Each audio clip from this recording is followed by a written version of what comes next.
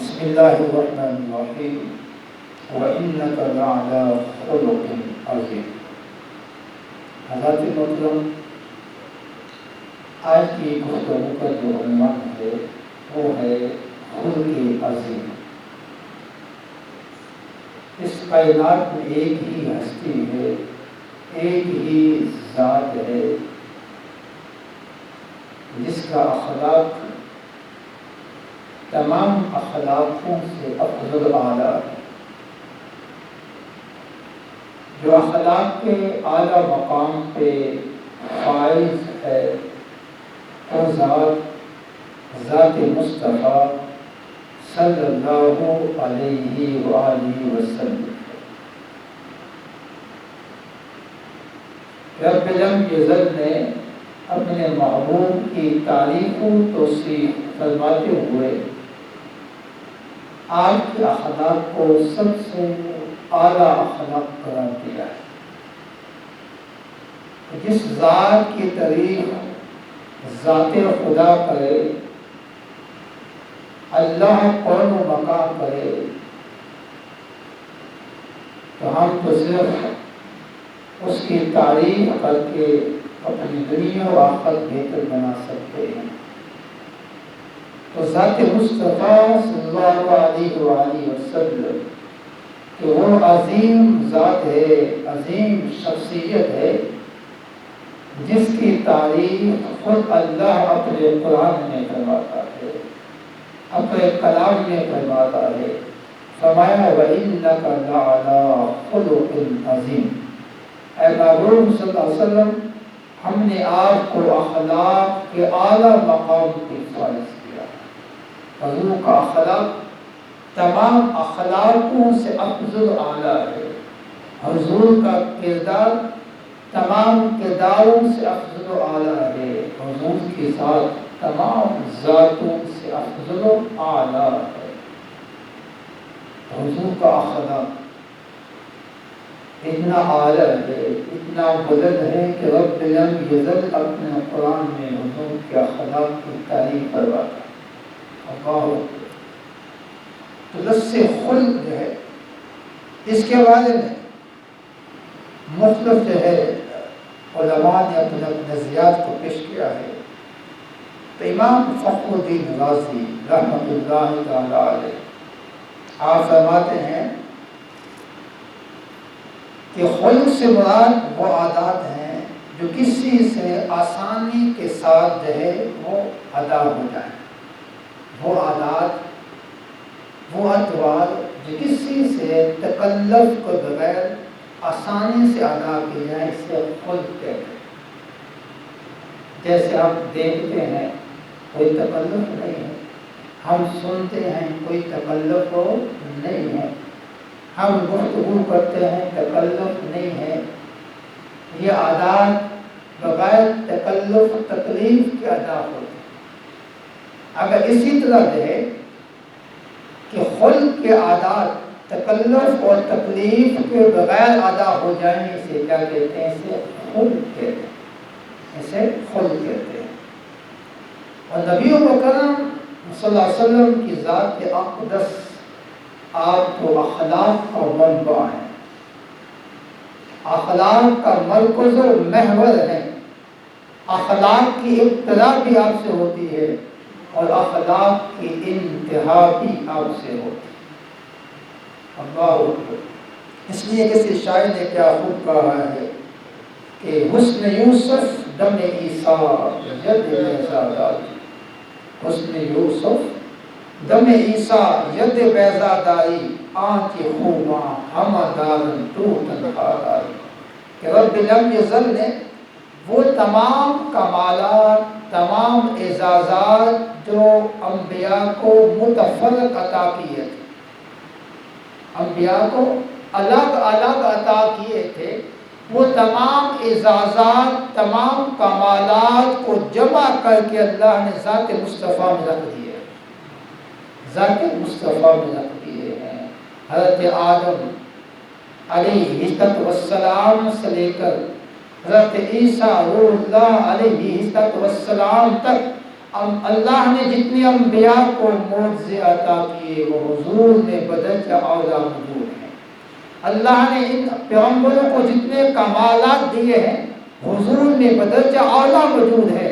اللہ نے ان انبیاء کو جتنے بھی اعزازات دیے ہیں وہ سب کے سب میرے آپ کے پیارے آقا حضرت محمد مصطفیٰ صلی اللہ علیہ وسلم نے بدرجہ اولا موجود ہے، اور ان کمالات کا منبع اور مرکز ہے۔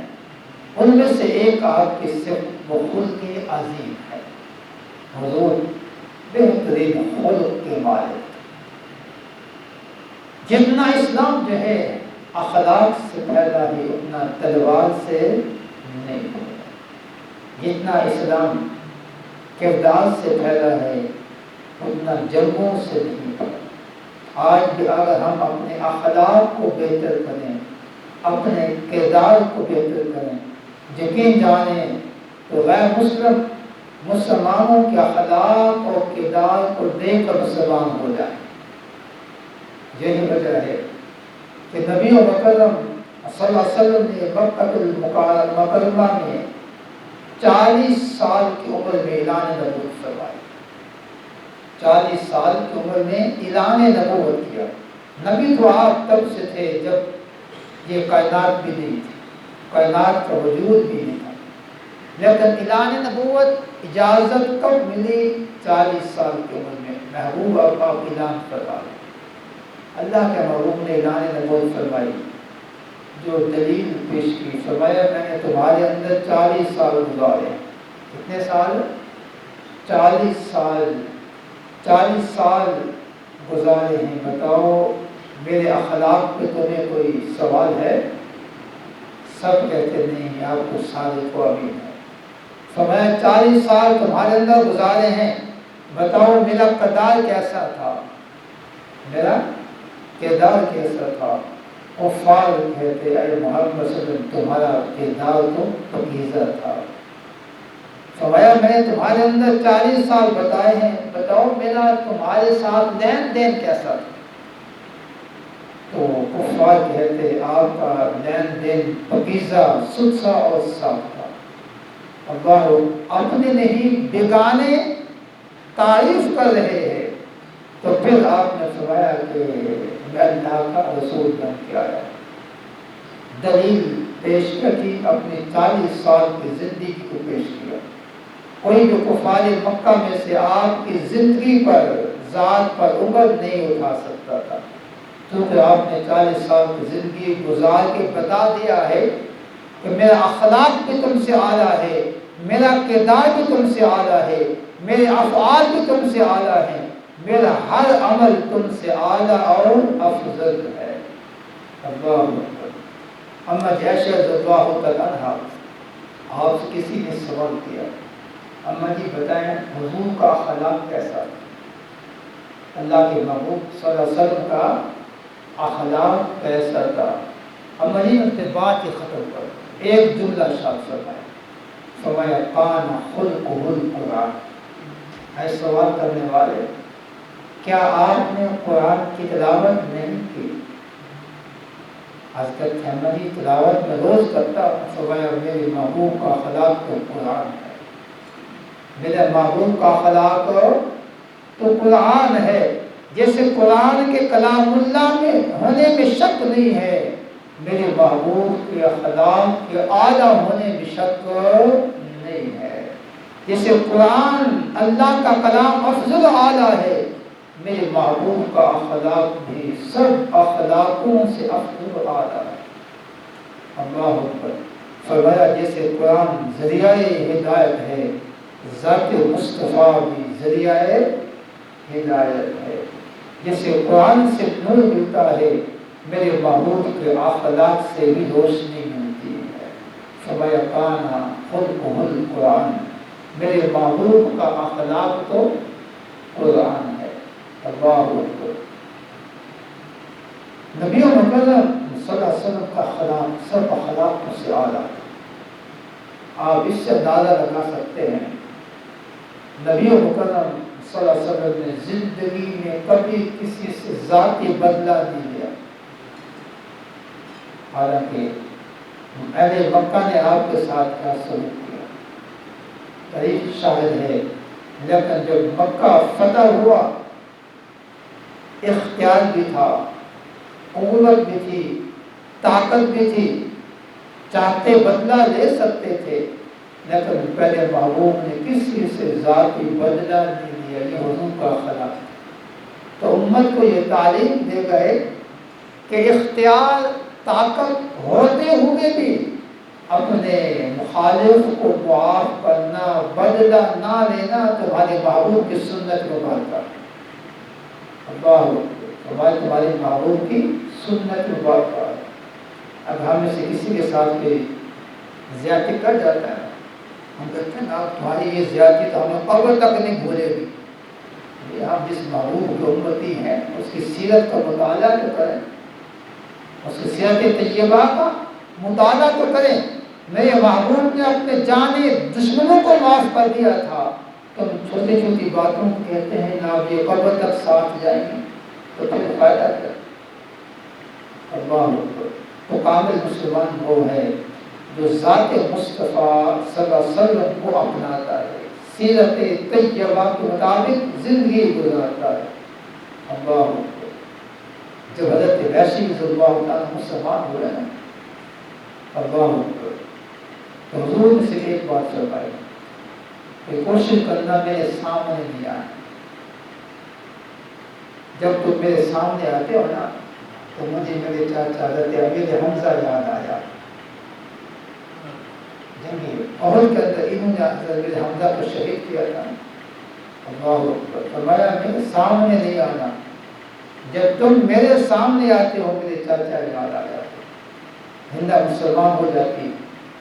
اللہ اکبر نے یہ فرمایا تو اسلام مبارک ہو، میرے سامنے کم آنا ہے، تو جب سامنے آتی ہو مجھے میرے چاچا یاد آ جاتے۔ اللہ اکبر، تو چاہتے بدلہ لے سکتے تھے لیکن بدلہ نہیں لیا، بلکہ کیا کیا؟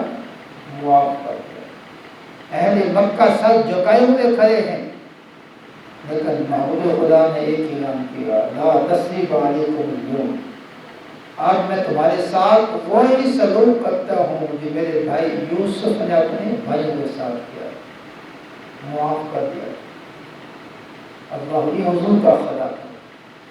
تو ہمیں بھی اپنے بہن بھائیوں میں، رشتہ داروں میں، دوست احباب میں، کولیگز میں ایک دوسرے سے درگزر کرنا چاہیے، ایک دوسرے کو معاف کر دینا چاہیے۔ یہ اللہ کے محبوب کی سنت، حضور کا اخلاق سب سے اعلیٰ اخلاق، اللہ سب سے اعلیٰ اخلاق۔ اللہ نبی مکرم صلی اللہ علیہ وسلم مکہ میں ہے، ایک خاتون اپنے سر پر کچھ سامان اٹھائے ہوئے جا رہی،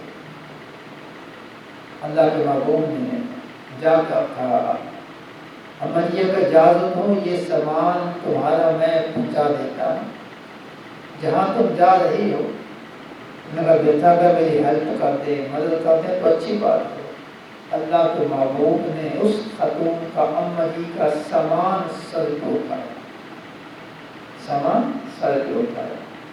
اللہ معلوم ہوا کہ بزرگوں کا ادب کرنا، احترام کرنا ہمارے محبوب کی سنت ہے، اللہ کے محبوب کی سنت ہے۔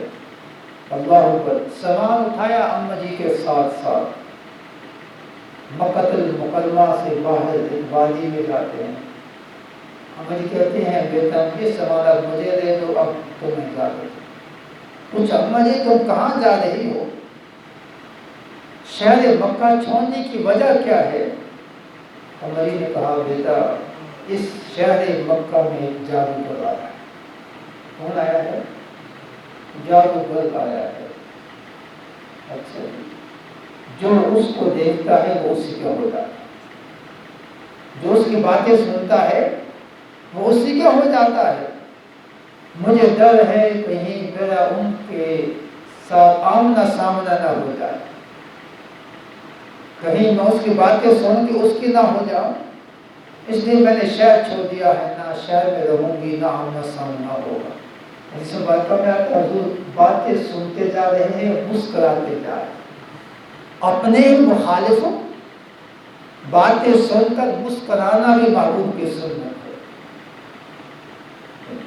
اپنے خلاف سے سننا مشکل کام ہے، لیکن سننا چاہیے، اصلاح کا موقع ملتا ہے، انسان اپنی اصلاح کرتا ہے۔ اب حال تک بتا اپنی تعریف ہی سنتے رہیں تو کوئی اصلاح نہیں ہو۔ اللہ عمر بن خطاب رضی اللہ عنہ جب خلیفہ بنے نا تو ایک دن رونے لگے۔ ایک صحابی نے پوچھا ہے آپ روتے کیوں؟ فرمانے لگے کہ میں خلیفہ بن گیا ہوں، اب آپ سب میری ہاں میں ہاں ملائیں گے، میری تعریف کریں گے کہ مجھے غلط بات کوئی نہیں بتائے گا۔ صحابی نے عرض کیا خلیفہ اگر تم صحیح کام کرو گے ہم تمہارے ساتھ کھڑے ہوں گے، اگر غلط کام کرو گے تلوار لے کے میں تمہارے سامنے آ جاؤں گا۔ آپ یہ سن کر خوش ہو گئے، یہ سن کر خوش ہو گئے کہ ایسے لوگ موجود ہیں جو مجھے صحیح کرنے پہ صحیح کہیں گے، غلط کرنے پہ غلط کہیں گے۔ اللہ یہی ہمارا اسلام کہتا ہے۔ آج حکمران کہتے ہیں ہم جو کچھ کرتے جائیں بس تم یہ کہو یہ صحیح ہے، ایسے نظام میں حکومت نہیں چلتا۔ اللہ سید بن خطاب دونوں خوش ہوئے، فرمایا اللہ تمہیں سلامت رکھے، تمہیں خوش رکھے۔ اللہ اکبر۔ اللہ کے محبوب باتیں سنتے جا رہے ہیں اور مسکراتے جا رہے ہیں۔ جب اس خاتون نے اپنی بات کو مکمل کیا تو کہنے لگی کہ آپ میرے کام آئے ہیں، میرے گھر کے بیٹے بھی تھے، انہوں نے میرا بوجھ نہیں اٹھایا، میرے گھر میں میرے پوتے بھی تھے، ان کے سامنے میں سامان اٹھا کے آئی ہوں، میرا بوجھ نہیں اٹھایا۔ آپ تو اچھے باپ کے بیٹے ہیں، اچھے ماں کے بیٹے ہیں، اچھے خاندان کے ہیں، آپ کا تعارف کیا ہے؟ آپ کا تعارف کیا ہے؟ اللہ اکبر۔ حدیث مبارکہ میں کہیں نہیں آتا کہ حضور نے انہیں اسلام کی تبلیغ کی، یہ اخلاق دے۔ حضور مسکرائے، فرمایا اما جی میں وہی محمد صلی اللہ علیہ وسلم ہوں جس کو لوگ جادوگر کہتے ہیں، کوئی کاہن کہتا ہے، اور تو میں محمد صلی اللہ علیہ وسلم ہوں۔ اچھا بیٹا وہ آپ ہیں تو پھر آپ تو سچے ہیں، آپ سچے ہیں۔ اللہ اکبر۔ یہ حضور کا اخلاق تھا، کردار تھا، اما جی مسلمان ہو جاتے۔ لہذا مسلمانوں کو آج یہ چاہیے کہ ہم اپنا کردار بہتر کریں، ہم اپنا اخلاق بہتر کریں، لیکن جانو پھر تبلیغ کے ساتھ ساتھ ہمارے کردار کو لوگ دیکھ کر اسلام میں داخل ہوتے چلے جائیں۔ اللہ خلیفہ حضرت بن خطاب رضی اللہ عنہ کا دور خلافت ہے، صحابہ کرام نے ایک علاقہ فتح کیا، ایک علاقہ فتح کیا اور وہاں کے رہنے والوں سے جزیہ لیا، ٹیکس لیا، اور علاقہ فتح کر کے آگے چلے جاتے ہیں۔ جب واپس آیا تو لوگوں نے شکایت کی کہ مخالفین نے ہم پہ حملہ کیا اور یہاں تک کہ ہمارا جانی بھی نقصان ہوا اور مالی بھی نقصان ہوا، جانی مالی ہمارا نقصان ہوا۔ اللہ کو صحابہ کرام نے جن سے جتنا جزیہ ٹیکس لیا تھا واپس کر دیا، واپس کر دیا۔ قبیلے والوں نے پوچھا یہ سامان واپس کیوں کیا ہے؟ صحابہ نے فرمایا کہ ہم تم سے ٹیکس لیا تھا، ہم تمہاری مال کی بھی حفاظت کریں گے، تمہاری جانوں کی حفاظت کریں گے۔ جب ہم تمہاری حفاظت نہیں کر سکے لہٰذا اب یہ ٹیکس ہمارے لیے جائز نہیں ہے۔ اس صحابہ کا کردار اللہ کا طریق شاید ہے، پورا کا پورا قبیلہ اس عمل سے مسلمان ہو گیا، اس عمل سے مسلمان ہو گیا۔ لہذا مسلمانوں کو یہ چاہیے عبادات کے ساتھ ساتھ اپنے اخلاق، اپنے کردار کو بہتر کریں۔ اللہ اکبر۔ حضرت ابو ذر غفاری رضی اللہ عنہ سے روایت ہے کہ نبی مکرم صلی اللہ علیہ وسلم نے ارشاد فرمایا جب گناہ ہو جائے اس کے بعد تم نیکی کرو، گناہ کے بعد نیکی کرو۔ معلوم ہوا کہ گناہ ہو جانا کوئی بڑی بات نہیں ہے، گناہ ایسے انسان ہو جاتا ہے، سوائے انبیاء کے کوئی معصوم نہیں ہے، لیکن گناہ کے بعد نیکی کرنا سب سے بڑی بات ہے۔ احساس پیدا ہو جائے. فرمایا گناہ کے بعد نیکی کرو. فرمایا یہ نیکی جو ہے گناہوں کو مٹا دے گی, گناہوں کو ختم کر دے گی. اور ساتھ اشارہ فرمایا اللہ اکبر, فرمایا اپنی اخلاق کو بہتر کرو. کس کو بہتر کرو؟ اخلاق کو بہتر کرو. فرمایا جس کا اخلاق بہتر ہوگا وہ بندہ دنیا میں بھی سرخرو ہوگا, آخرت میں بھی سرخرو ہوگا. دنیا میں بھی عزت پائے گا, آخرت میں بھی عزت پائے گا. دوسری روایت جو ہے حضرت ابو درداء رضی اللہ عنہ سے ہے. اللہ اکبر. اللہ کے محبوب نے ارشاد فرمایا, کسی نے سوال کیا حضور قیامت کے دن آپ کے قریب سب سے زیادہ لوگ کون ہیں؟ سوال کیا گیا, اس کے جواب میں فرمایا قیامت کے دن میرے قریب میرے نزدیک سب سے زیادہ لوگ وہ ہوں گے جو اخلاق والے ہیں. اللہ اکبر. حالانکہ یہاں نمازی بھی ہیں, یہاں پہ حاجی بھی ہیں, تہجد گزار بھی ہیں, سخی سخاوت کرنے والے بھی ہیں, مجاہد جہاد کرنے والے بھی ہیں, لاتعداد نیک لوگ ہوں گے. فرمایا میرے قریب سب سے زیادہ لوگ کون ہوں گے جن کا اخلاق سب سے اعلیٰ ہوگا, سب سے اعلیٰ ہوگا. لہذا اگر ہم صحبت نبی چاہتے ہیں جنت کے اندر تو باقی اعمال بھی کریں, لیکن اپنے اخلاق کو اعلیٰ بنائیں, اپنے کردار کو بہتر کریں تو صحبت نبی حاصل ہو جائے. اللہ اکبر. آپ سے سب سے زیادہ دور کون ہوگا؟ فرمایا جو بد اخلاق ہوگا. کون ہوگا؟ بد اخلاق ہوگا, تو سب سے زیادہ مجھ سے دور ہوگا. لہذا ہم نے با اخلاق بننا ہے, بد اخلاق کو نہیں بننا. اللہ اکبر. اللہ کے محبوب فرماتے ہیں اخلاق کے 360 درجات ہیں. کتنے ہیں؟ 360 درجات ہیں. فرمایا 360 درجات میں سے کسی بھی مومن میں اگر توحید کے ساتھ اخلاق کا ایک درجہ بھی پایا گیا وہ جنت میں جائے. ایک درجہ بھی پایا گیا وہ جنت میں جائے گا. اللہ اکبر. سیدنا ابوبکر صدیق رضی اللہ عنہ پاس موجود تھے. اس بات کو روح البیان نے اب تفسیر میں بیان کیا ہے. عرض کی حضور میرے اندر اخلاق کے کتنے درجات ہیں؟ تو آپ نے 360 درجات بیان کیے ہیں, ان میں سے میرے اندر کتنے درجات ہیں؟ تو میرے آپ کے پیارے آقا حضرت محمد مصطفیٰ صلی اللہ علیہ وسلم نے فرمایا اے ابو بکر اللہ نے تیرے اندر 360 اخلاق کے درجے جو ہے وہ رکھ دیے ہیں. اللہ اکبر. اللہ نے یہ آپ کو اعزاز کا مقام دیا ہے. 360 درجے آپ کے اندر اللہ نے رکھ دیا ہے. جو آپ کا یہ سخاوت کا درجہ جو ہے نا یہ سب سے اعلیٰ ہے. کیونکہ ابو بکر سخی تھے, سخاوت بہت کرتے تھے. اللہ اکبر. تو ہم نے اپنے اندر کیا کرنا ہے؟ اخلاق کو, کردار کو بہتر کرنا ہے. اخلاق کو, کردار کو بہتر کرنا ہے. جب ہمارا اخلاق بہتر ہو جائے گا تو ہمارے دشمن بھی دوست بن جائیں گے.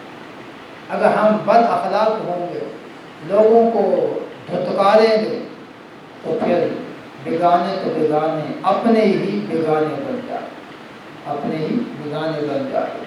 نبی مکرم صلی اللہ علیہ وسلم کے سامنے 2 خواتین تذکر ہوا. دونوں نمازی تھی, لیکن ان میں سے ایک تہجد گزار بھی تھی, ایک دوسری صرف نمازوں کی پابندی کرتی تھی, اور ان میں سے ایک تہجد گزار بھی تھی. آج کی روح جو تہجد گزار ہے نا اس کے پڑوسی اس سے تنگ ہیں. یہ دوسری عورت ہے, اخلاق اس کا بہت اچھا ہے, پورے گلی میں محلے میں اس کی تعریف کرتے. اللہ کے محبوب نے فرمایا کہ جو بد اخلاق ہے اگرچہ وہ تہجد بھی پڑھتی ہے, اگرچہ وہ نماز بھی پڑھتی ہے, اگرچہ صدقہ خیرات بھی دیتی ہے, بد اخلاق ہے, اس سے لوگ تنگ ہیں. فرمایا وہ جہنم میں جائے گی. کہاں جائے گی؟ جہنم میں جائے گی. فرمایا دوسری عورت اگرچہ اس سے کم عبادات کرتی ہے، جس کی تعریف تم کر رہے ہو، اس کا اخلاق اچھا ہے، کردار اچھا ہے، محلے والے آس پاس والے اس سے تنگ نہیں ہے، فرمایا وہ کہاں جائے گی؟ جنت میں جائے گی۔ آج کی حضور پہلی عورت جو دوسری عورت سے زیادہ عبادت گزار ہے وہ جہنم میں، اور دوسری عورت جو کم عبادت گزار ہے وہ جنت میں۔ اس کی وجہ کیا ہے؟ فرمایا اس کی وجہ اخلاق ہے۔ پہلی عورت کو اس کے بد اخلاقی نے جہنم میں پہنچا دیا ہے، اور دوسری عورت کو اس کے اخلاق نے جنت میں پہنچا دیا۔ پہلی عورت بد اخلاقی اس وجہ سے جہنم کی مستحق ہے، اور دوسری عورت اخلاق کی وجہ سے جنت کی مستحق ہے۔ تو ہمیں نمازیں بھی پڑھنی چاہیے، زکوٰۃ بھی دینی چاہیے اگر استطاعت ہے، حج بھی کرنا چاہیے استطاعت ہے، صدقہ خیرات کرنا چاہیے استطاعت ہے۔ سب عبادات کے ساتھ ساتھ ایک بات یاد رکھے، مجھے آپ کو، ہم سب کو اپنا اخلاق بہتر کرنا چاہیے، اپنا اخلاق بہتر کرنا چاہیے کہ ہم سے ہماری پڑوسی کو تنگ نہیں ہے، ہم سے ہمارے بہن بھائی رشتے دار کو تنگ نہیں ہے، ہم سے ہمارے محلے دار کو تنگ نہیں ہے۔ جب رات کو سوئیں اپنا انالیسس کریں، تجزیہ کریں، اگر نہیں ہے تو اللہ کا شکر ادا کریں، اگر کوئی تنگ ہے تو اپنی اصلاح کریں۔ اللہ کی بارگاہ میں دعا ہے، رب العزت ہم سب کو بااخلاق بنائے،